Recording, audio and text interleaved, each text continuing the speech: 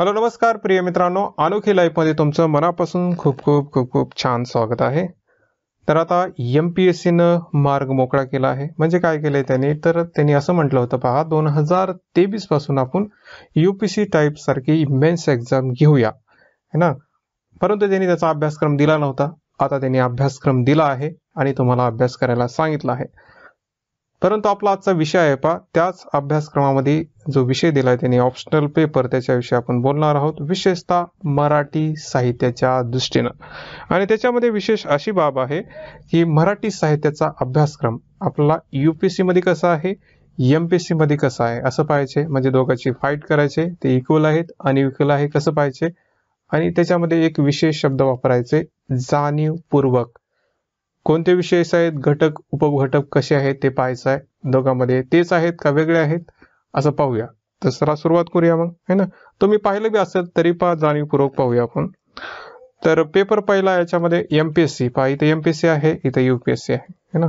तर पेपर पहिला, subject code काही का असे ना, सेक्शन पहिला है ना, पेपर पहिला पेपर दुसरा असे दोन आपला पेपर असतात. तर पेपर पहिल्यामध्ये पहिला भाग सेक्शन ए. तर काय तिथं MPSC मध्ये पहा, वरच्या साईडला दिसते तुम्हाला लँग्वेज आणि फोकलोर, त्याची हेडिंग आहे. UPSC मध्ये पहा लँग्वेज आणि फोकलोर असं लिहिलंय त्यांनी. त्याच्यानंतर MPSC मध्ये ई ऑप्शन पहा, nature and function of language. तेच दिसतं का UPSC मध्ये? हा तेच दिसते पहा, nature and function of language म्हणजे भाषेचे स्वरूप आणि कार्य.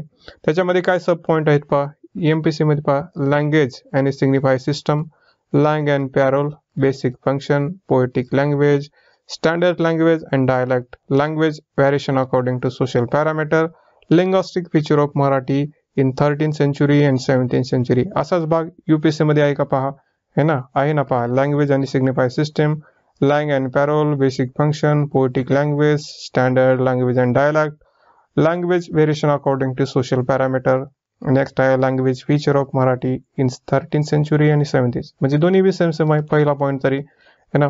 थोडक्यामध्ये मराठीत काय होतं, लँग अँड पॅरोल है ना, भाषिक व्यवस्था, भाषिक वर्तन आहे, त्याचे भाषेचे थोडेसे फंक्शन म्हणजे कार्य समजा. त्याच्यानंतर कवितेची भाषा ना, काही बोली, त्याच्यानंतर थोडे मग त्याच्यामध्ये फरक, सामाजिक मापदंडानुसार होणारा बदल ना, 13व्या शतकातील आणि 17व्या शतकातील भाषा, असा दोन्हीमध्ये आपला भाग पाहायला भेटतो.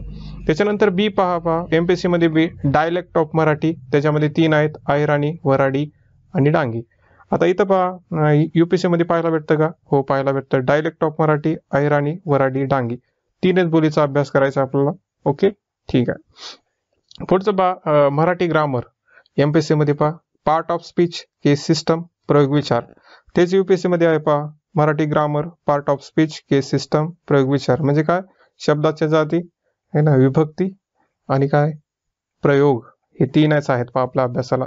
त्याच्यानंतर MPSC मध्ये चौथा पहा D, nature and kind of folklore with special reference to Marathi, लोकगीत, लोककथा आणि लोकनाट्य. तेच UPSC मध्ये दिसते का?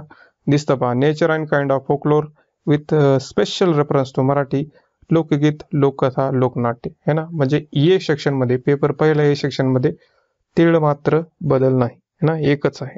त्याच्यानंतर पेपर पहिला त्याच्या बी सेक्शन मध्ये आणि UPSCच्या बी सेक्शन मध्ये काय फरक आहे का ते पाहूया. तर त्याचे हेडलाईन काय, history of literature and literary criticism है ना, म्हणजे मराठी साहित्याचा इतिहास आणि त्याच्यानंतर काय साहित्य समीक्षा असा टॉपिक येतो. तर तीच हेडलाईन आपल्याला UPSC मध्ये बी पाहायला भेटते. आता पहिलं काय MPSC मध्ये, history of Marathi literature for beginning to 88. त्याच्यामध्ये काय रेफरन्स मध्ये काय दिलंय, महानुभव पंत, वारकरी संप्रदाय, पंडित कवी, शाहीर, बखर लिटरेचर. आता तेच पहा UPSC मध्ये पाहायला भेटतं का, from beginning to 88 with special reference to following Mahanubhav writer है ना. वारकरी बी आहेत, इथं बी वारकरी आहेत पहा है ना, पंडित आहेत, शाहीर, बखर लिटरेचर, अशा प्रकारे आहे. तर म्हणजे दोन्हीमध्ये सेम आहे.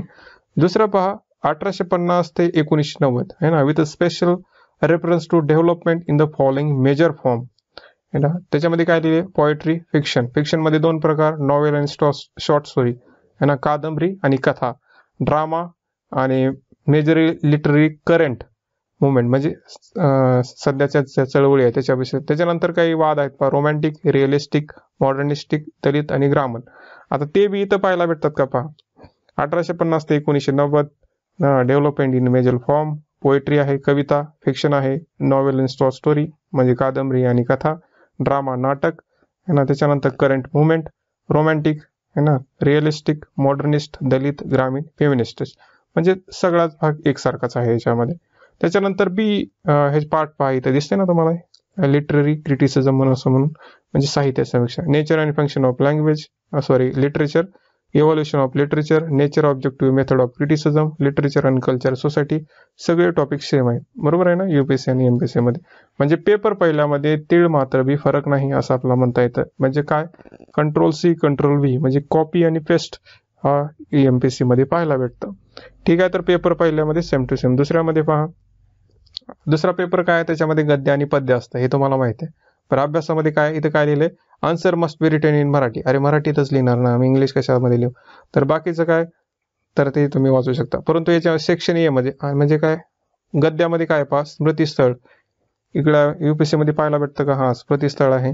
महात्मा ज्योतिबा फुले यांचं शेतकऱ्याचा आसोडा आणि सार्वजनिक सत्यधर्म इथं आहे का पहा, इथं दोन्ही वेळ सार्वजनिक सत्यधर्म. त्याच्यानंतर केतकरांचं ब्राह्मण कन्या, हो केतकरांची ब्राह्मण कन्या. पी के आत्र्यांचं साष्टांग नमस्कार ते पण आहे पहा, साष्टांग नमस्कार. शेतकऱ्यांचं शरदचंद्र मुक्तिपदांचं जन हे ओळखते जेते, जन हे ओळखते जेते. उद्धव शेळके यांचं शिळण, शिळण बी आहे. बाबुराव बागुलांची जेव्हा मी जात चोरली होती ते बी इथं जात चोरलेलीच आहे. गौरी देशपांडे एक एक पान गळावया, इथं बी पान गळावयाच आहे. पी ए सोनकांबळे यांचा आठवणीचे पक्षी, इथं बी पक्षी आलेलेच आहेत पहा. म्हणजे काय, गद्यामध्ये बी सुद्धा सेम टू सेम, पेपर दुसऱ्याच्या गद्यामध्ये सेम टू सेम आहे ना. तुम्हाला ही कंपॅरिझन त्याच्यामुळे करून दाखवलं की असं वाटू नये की वेगळं काही आहे का, नाही एकच आहे पहा.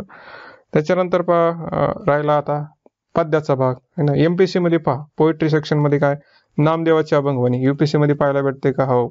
त्यांनी हे इनामदार पहा, Relarkar, Mirajkar, modern book depot Pune, तर तेच आहे पहा, रेफरन्स मी तोच आहे.